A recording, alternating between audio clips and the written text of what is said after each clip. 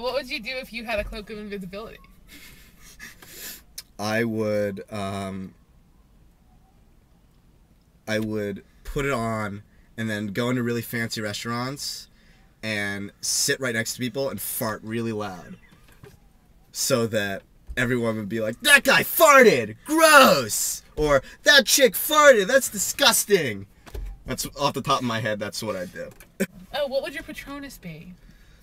My Patronus... So I guess that's like related to like your happy place, right? Or your yeah, happy my thought. Patronus would be...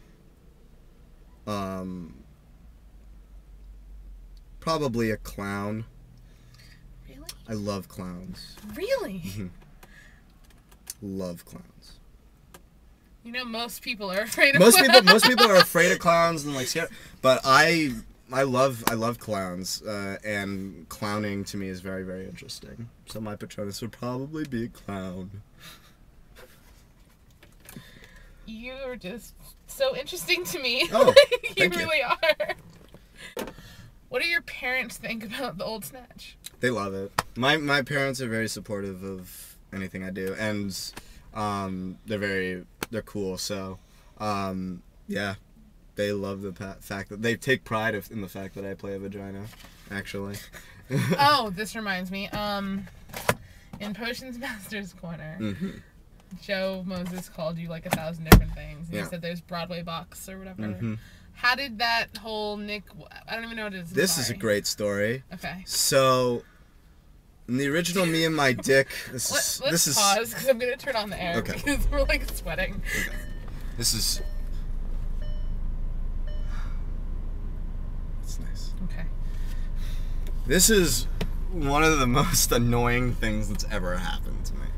So,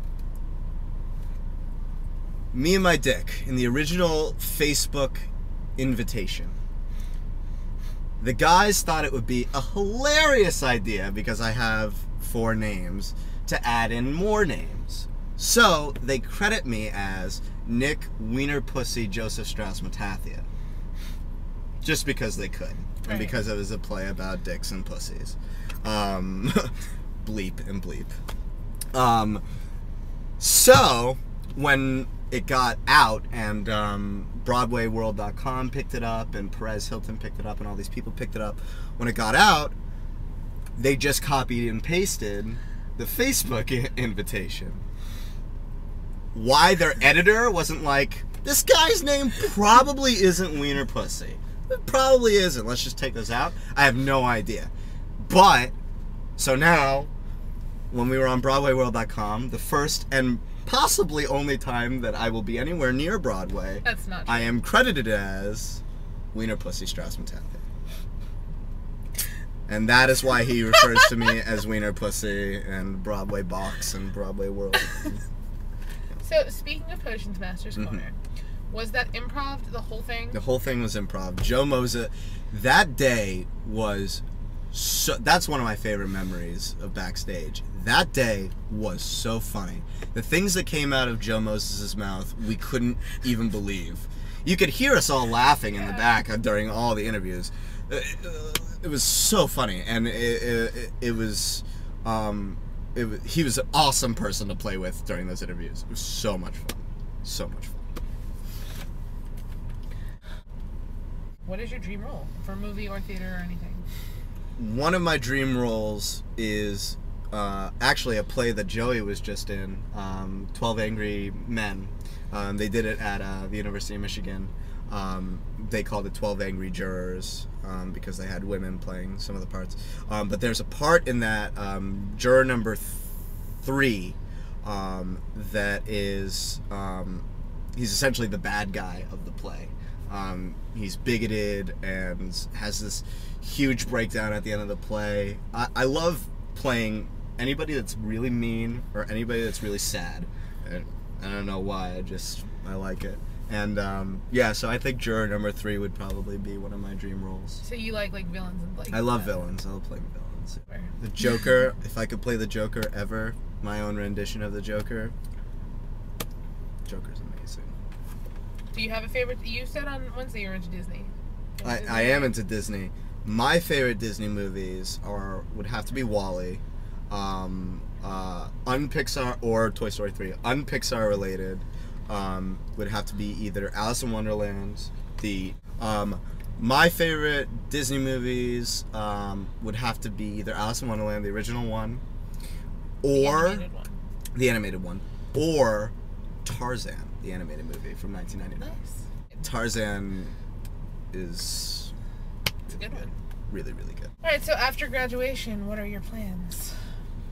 My plans, I'm really open to anything. I will go where the work is.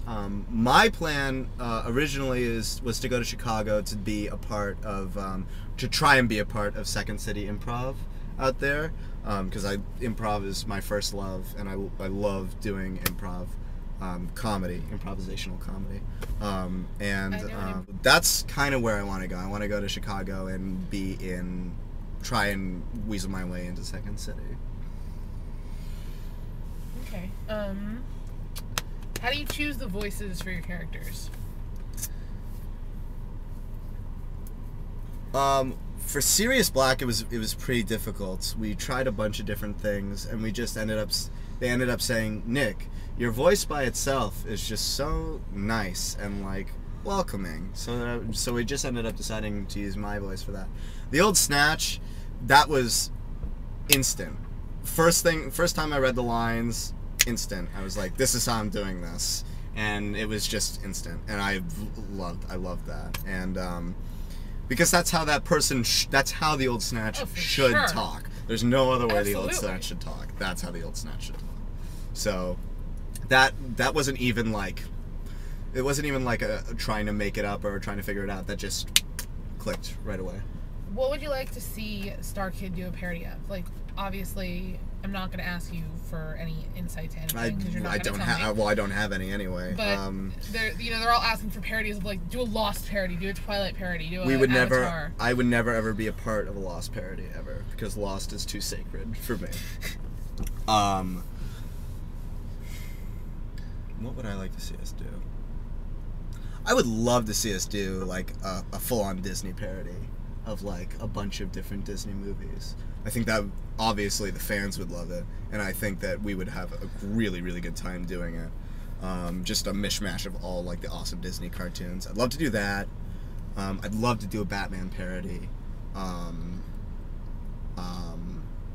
They're talking about Avatar: The Last Airbender. I mean, that's another one that like is really sacred to me, and I don't know if I could ever be in a parody of that. If they did like if they did like what they did in the episode of Emerald Island Players of Avatar: The Last Airbender and did like an actual like true to the story play, there was talk of that going on. They said that if they ever did like a reboot of Avatar: The Last Airbender, because I don't think it's going to go anywhere after the awful movie that came out.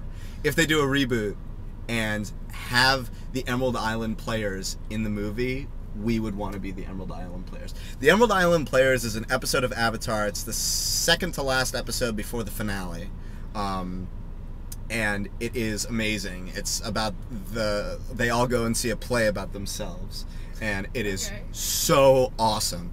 And if we ever did a play like that, I would totally be in it. Because that was awesome. Sounds good. Like super nerd right now. No, it's so cool though. 'Cause, like, what would you do if you weren't in Starkid? Like, what? I guess acting in general. What would you do if you weren't acting? I'd work at this little cafe. I would work at that cafe. No.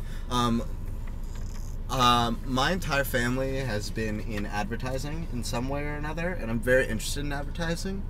So I'd probably weasel my way into that. I've also at many times wanted to be a lawyer, but I don't. Too much work. So I think I would be like in the creative side of advertising. I think it's very interesting. Yeah.